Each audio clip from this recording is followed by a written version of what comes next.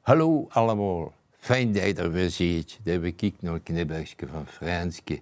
En Sinterklaas, ja, Sinterklaas is weer vlakbij. En dan denk je, die neemt je ook wel eens cadeautjes met. En bijvoorbeeld ook dat boek dat ik gemaakt heb.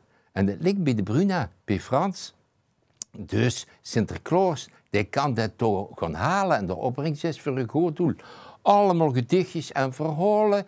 En onder elk gedichtje, onder elk verhaal, zit een tekening in kleur. Dus, maar gauw, daarover. AOW krijg je voor niks. Maar de rest oog. Hij stond klagend voor de spiegel en zijn vrouw loog in bed. Die luisterde me half met kroonspellen en een gezet. In zijn borstrok een lang onderboks met leeg hangend kruis voeterde hij.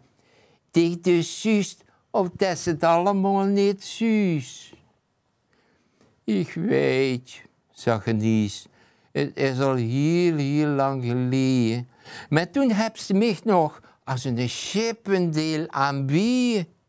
Nou kijk, klaagde hij, nog met een kaler weer in je kop.